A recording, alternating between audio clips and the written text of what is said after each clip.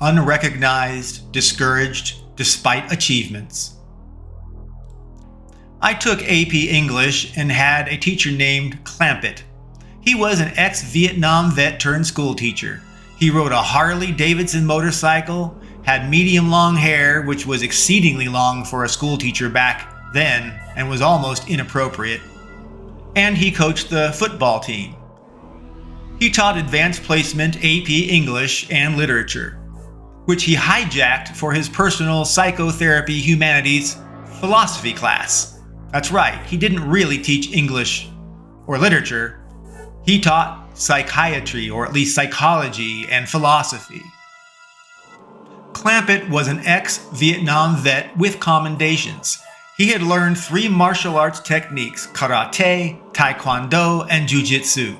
He was trained military combatant and had survived numerous combats on tours of duty, including stories of buddies being shot in firefights and even afterwards by an enemy feigning death so that he could shoot several of Clampett's teammates.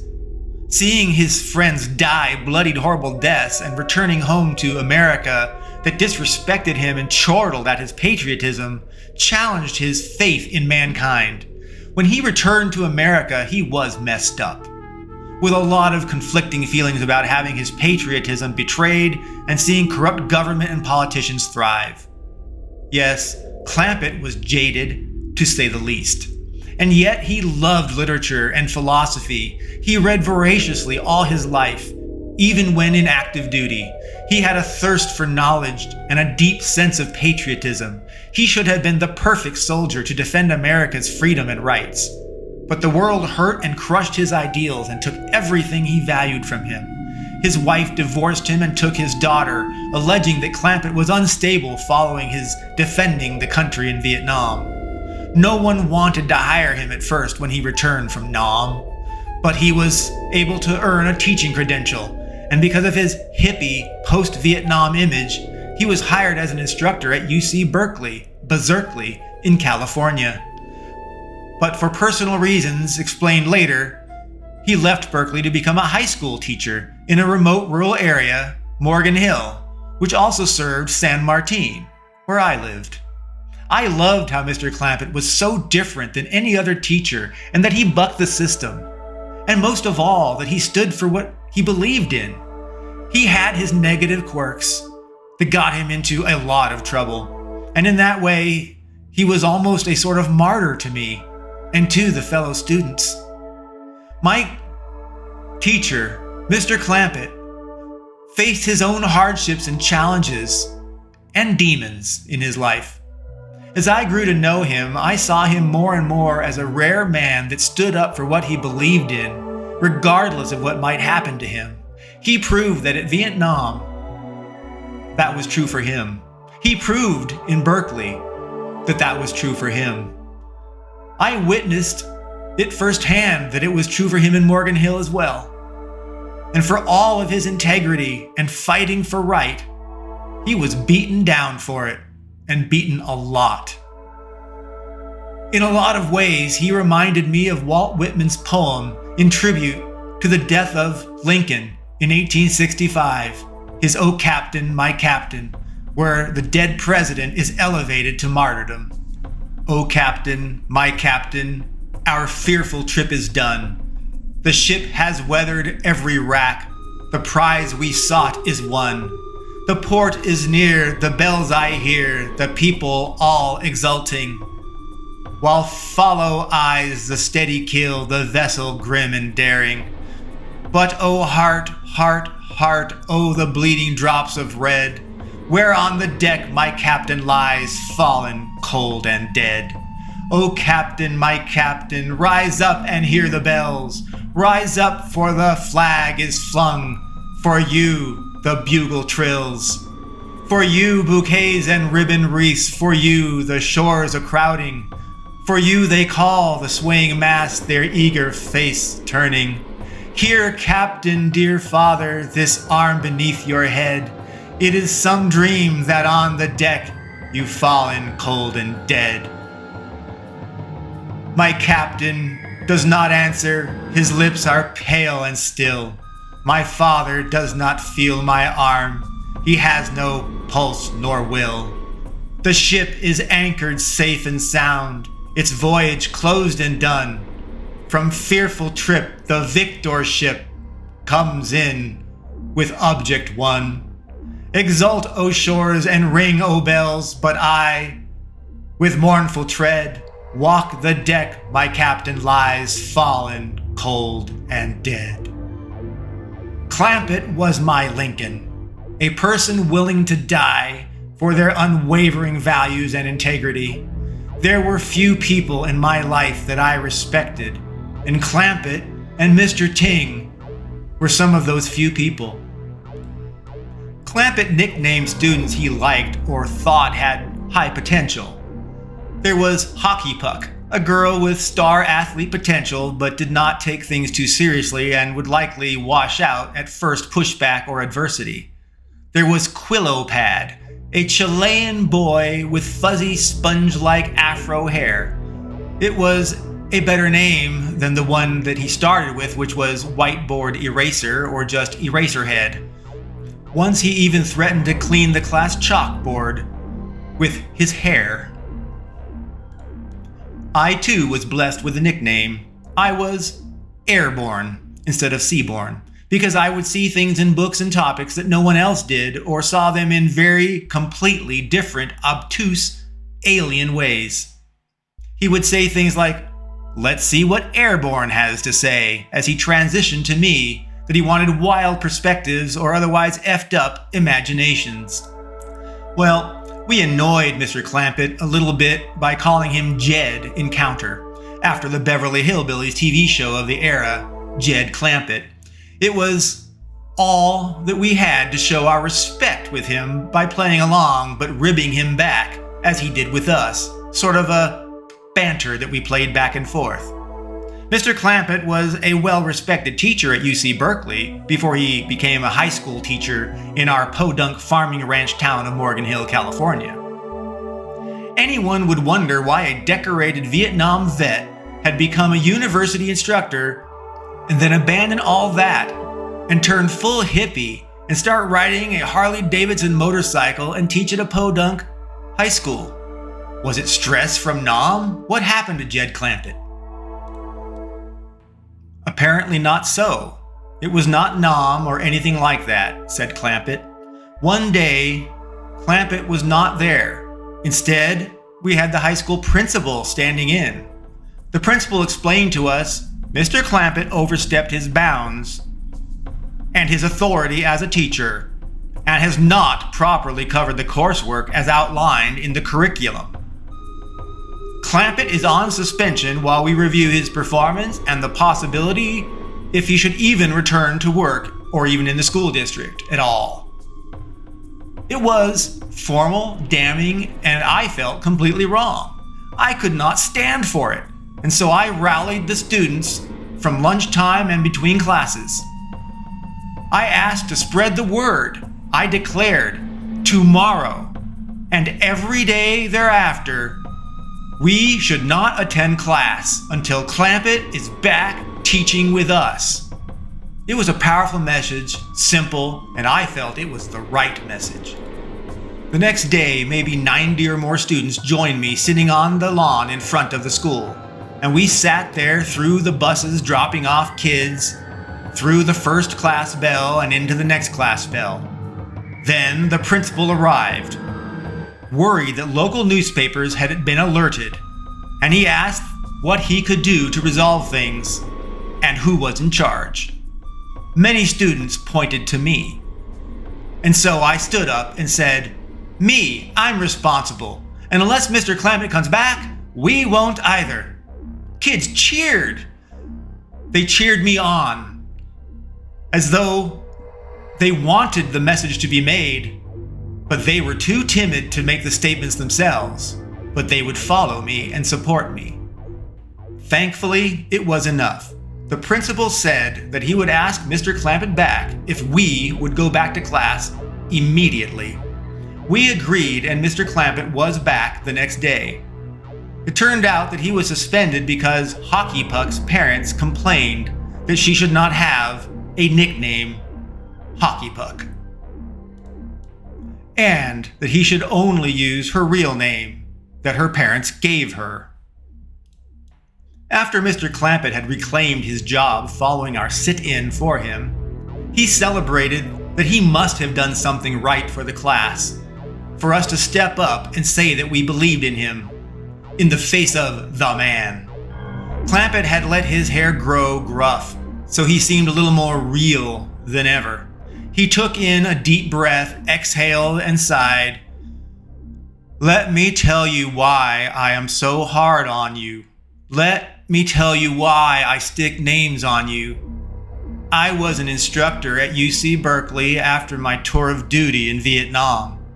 I saw some messed up stuff, and Berkeley, like that, was authentic and real and gave me credibility for them, well beyond my academic credentials. So for them it was a win-win. They had a war-grizzled liberal who could teach. But a few years in, I had a student that was like no other. She was perfect. Her mind could see things like no one else could, instantly. No problem, no concept eluded her for a blink of an eye. She was straight A's in every class in every school she had ever been in. Absolutely amazing she was. Well, midway through the class with me, she turned in an exam. It was awful. It was downright terrible. It was like she had lost her mind. Something was going on in her life and it messed up her ability to do her assignments. I went to her and I asked her if anything was wrong and if she needed help. "No," she replied. I do not know how badly she really needed help, but I saw tears flow and she fled the room. But she never explained the actual needs. She declined. She did not appear in class the next day. But instead, I was told later that she had gone to the campus bell tower and leapt off of its tower down to her death.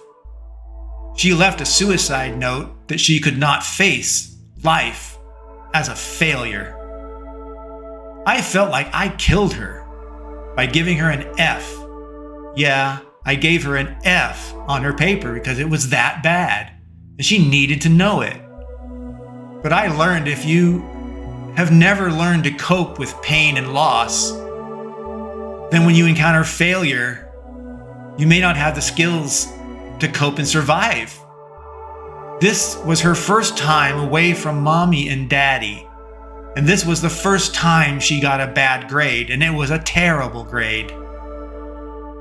It was enough to destroy her world that she did not want to live in it as that failure. I cannot let that happen again.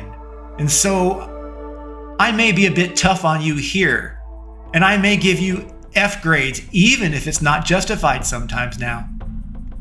Your N grade will be fine, but this class is about living and staying alive and being better as you live your life. And I hope the insight and philosophies I teach you will help. If they fire me for that, then I will go away. But I say thank you to you. You had my back this time. I respected Clampett. His story was amazing, moving, and underscored the importance of helping other people to become stronger so that they too could endure hardships. It wasn't enough just to be strong yourself. You had to help other people be strong too. I had learned from Mr. Ting that Clampett had lost his way, with each successive class year being less and less special or unique. No one worthy of his nicknames. He lost faith in the future of Americans with the broken thinking caused by overprotective helicopter parents thinking that shielding their children from adversity and easing their challenges was beneficial to them. Instead, it vaccinated them against free, independent thinking, limiting them to mainstream ideologies, and made them automatons, blinding them to beliefs to whatever mega corporations or government-controlled media outlets told them. Of course, now I am sure he would include social media in his list of social evils bringing down America and its ideals. Apparently, Clampett quit his job and has been seen drinking his life away in a local bar. Another memory. During my 11th grade year at Live Oak High School, I was in a gifted and accelerated small school program I mentioned, Kleine Schule. Each year, the high school hosted a science fair for its students, for which I participated. I had built an Apple II computer from parts that I acquired at a store called San Jose Advanced Component Electronics, or ACE. I built a wooden computer case that I fashioned from simple tools like a saw and a Dremel grinding and cutting tool, a power drill, and a screwdriver. I knew every component of the Apple II hardware and how they connected with each other. It struck me as odd that Apple deliberately designed the Apple keyboard to wait between keystrokes, so the user had to literally wait for it to receive their key command.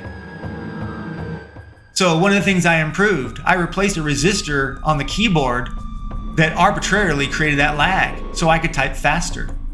It was a stupid design by Apple, and so I replaced a resistor that regulated the delay, and boom, huge, easy improvement. I was always one to improve things. I replaced that resistor on the Apple jerry-rig keyboard to reduce its lag. My mother worked for Optimum at the time. Optimum was dedicated to optical storage and were early pioneers of 12-inch write once, read mostly, known as worm, laser discs. These were massive laser discs like the early movie laserdisc players, but also allowed computers to write data to them so that they could write data once, but they could read them back at any time. It was a great backup medium. There were lots of optical technology books around our house because of my mother's job. In boredom, I would read them. They were like computer and programming books, but a different technology. It was like reading a fictional storybook to me, but had real-world application. For my 11th grade science fair project, I decided to design a dual laser optical disk drive. And I would make a program that would show it working graphically on the Apple II computer that I had built and put inside that wooden case.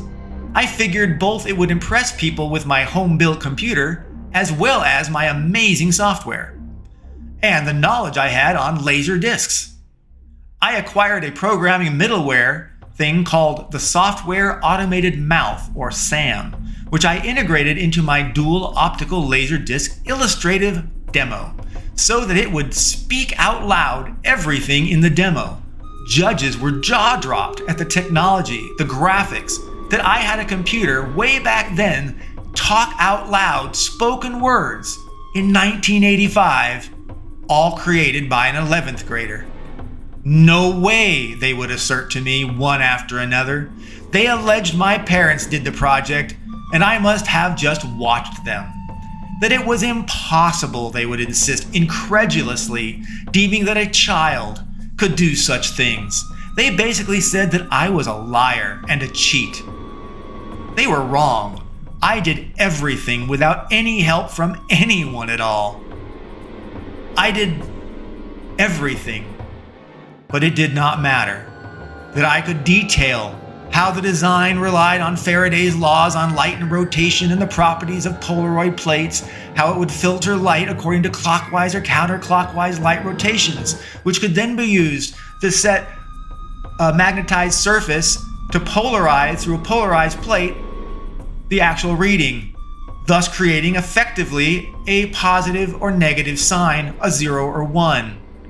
Two lasers would fire simultaneously into a prism, which directed the light into the appropriate Polaroid plate for a 0 or 1. Those valued bits would be polarized, and when they landed on the receiver or the medium, it would either write it or it would detect it. All the while, it was simple. I showed how it used disk stepper motors to move the drive reader from based on the drive of a constant angular velocity disk versus a variable angular velocity disk. I explained so much. I explained how the polarized laser would hit the disk's magnetic media and it would absorb its polarity because of its lower power level, and that by reading it would reflect back, and at a lower power level again could be read for its value. So higher power level wrote, lower power level read. It was basic law of magnetic effects on light and its rotation. I say again, it was absolutely nothing truly new, but I did it and I knew it. I showed them the source code that I wrote. There was nothing I could do. Absolutely nothing could be done to convince the rigid mindsets of these judges. I felt punished for being smart. I could have done something simple and dumb. I could have made a dumb project that an average intelligence person could have done and apparently taken first prize. But instead, I designed a laser technology that used complex optical science on a computer that I built from parts in a wooden self-created case. The technology I showed ultimately was used in future compact disc read and write technology, CDRWs. Even my Faraday approach became fundamental to DVD-RW drives. And for my genius, I was awarded honorable mention. There was no justice. Much later in life, a vice president at Atari Games, Steve Calfee, would reinforce my views, and he would tell me, justice? Fair? There is no justice. There is no fair. There is only what you make happen. He was right. It did not matter then. It did not matter whether I could explain everything in immense detail because I designed it. The most I could ever receive would be honorable mention because I deserve something for at least learning it from my parents. A year later, déjà vu, I experienced a similar science fair situation in my 12th grade project. I built a robot around an upside-down Tupperware rectangle bowl with cassette tape electric rewind flywheels as wheel treads for locomotion, turning it kind of like a Tupperware tank. I added electromagnetic hook at its front that could raise and lower a thin cord that had a magnet at the end. So you had an electromagnetic ability to raise and lower a winch, an electromagnetic claw, and you had effectively electromagnetic wheels to move about.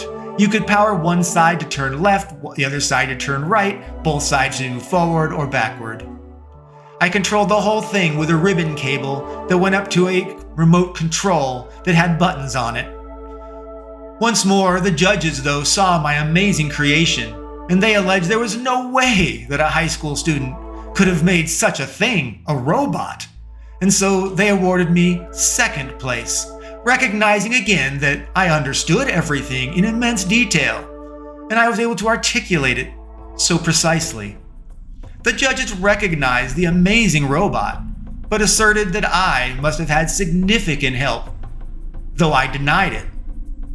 They would consider that I would deserve at least something, again, second place. The local newspaper, however, was so impressed, they took photos, they interviewed me, they believed me.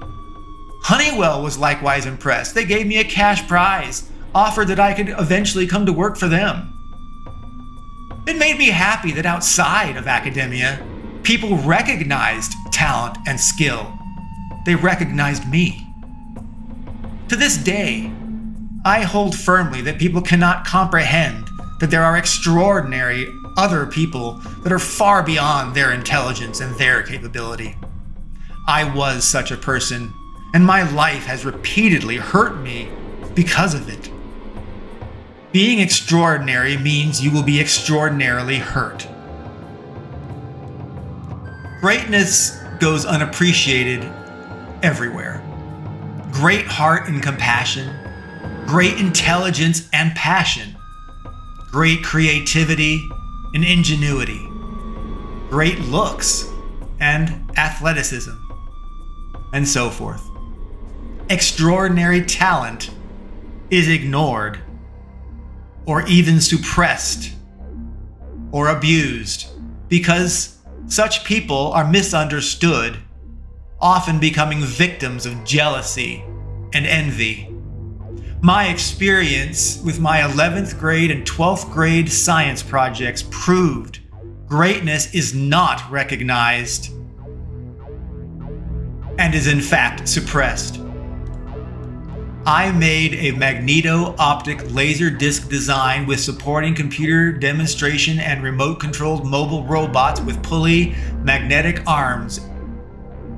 And yet, I was not recognized by the judges for what I had accomplished. I was given participation-based rewards. My parents despised management, leadership, or anyone that had authority. They felt like the authorities stole from the worker, and that they did nothing real themselves. They were spiteful, if not jealous. I never understood it, and their arguments were almost always emotional. Sam and my mother overtly and frequently would discourage me from pursuing being a lawyer or a manager or any kind of leadership role. They called such jobs leech jobs over real jobs for real working people. There is not much professional support from my parents, ever. They would never give me any support, in fact, beyond maybe the exposure to a computer and at one point buying me a floppy disk drive. We'll talk about that later. I had to reject and overcome the barriers that my parents set for me to grow beyond the scope of what they felt was appropriate. My mother had decided to attend Gavilan College once while we were in San Martin. It was in a local city to us called Gilroy. It was an evening class she wanted to go to brush up her math skills. I discovered that I too could sign up for classes at Gavilan College even though I was only in 7th grade. I signed up and attended an Algebra 2 class at Gavilan College when I was in 7th grade because I was interested in it, and it made me feel important and smart and special. I hedged my bets by still attending San Jose State University full-time while I wrote my first computer game in the future. Later, however, I would steadily reduce my San Jose State University class load to further focus on my game making. Eventually, I would quit entirely my school and not finish my formal degree 2.5 years into my education at San Jose State. I did not quit university solely, though, because of my focus on games. I had numerous problems with San Jose State University faculties and deans throughout my time attending the university. I was always so bored in their classes. I wondered why I had to sit in them. Why was there not a Kleine Schule option for universities? It sucked. I hated it. I resented it. I found ways to play in class, though. I would listen to each instructor for holes in their logic or inconsistencies in their points or their examples. It was especially embarrassing for math or computer science where things are predominantly fixed and absolute, and so they just look like ignorant fools in front of the entire class. Yes, I enjoyed exposing their ignorance for everyone to see. I was always asked to stay after class, though, to receive a lecture on how I was hurting other people's education as well as my own. And sometimes they directed me to go talk to the dean of the respective department that I was offending. It came to a head once when the computer science dean demanded that I stop talking in class entirely, or accept a class waiver that stated my background should have been recognized and that I should have an A in AP Pascal. And so I was qualified for the class to be waived entirely. Well, I had been in that class and I wanted my A, but I did not want a waiver pass. I wanted the real grade of an A. Frustrated and reluctant, the dean agreed to give me the A and not the pass. He did not want me to return to the class, just like the teacher did not want me to return to the class. A similar story happened with logic and reasoning. I had a course called Logic and Reasoning. The class was moronic. When the final came, I finished it in about 15 minutes, where it was expected to take 2 hours. It was like reading a simple list of items and concluding a logic result. Whatever. It was easy. The teacher and I never got along, and so she declared in front of the class to embarrass me that she would grade my paper right then and there as I submitted it, and I should wait. I did, and she admonished me, and then was unhappy. When she was done, I had 100%. I earned an A. She pointed at the door. I left. My public speaking class was a similar joke. I had a double Ruby degree of distinction from National Forensics League in speech and debate. I had been doing speech and debate in class and tournaments since 8th grade. It turned out the instructor had a degree of merit, the very first degree you could ever get in the National Forensics League. She was a little baby in public speaking. Her title was perhaps 5% of the way to earning a degree of distinction like mine. We had numerous conflicts, and I eventually escaped the class and the ineffective instructor of arrogance. This was a story of my school and academics through my whole life. Be bored, survive, learn everything myself.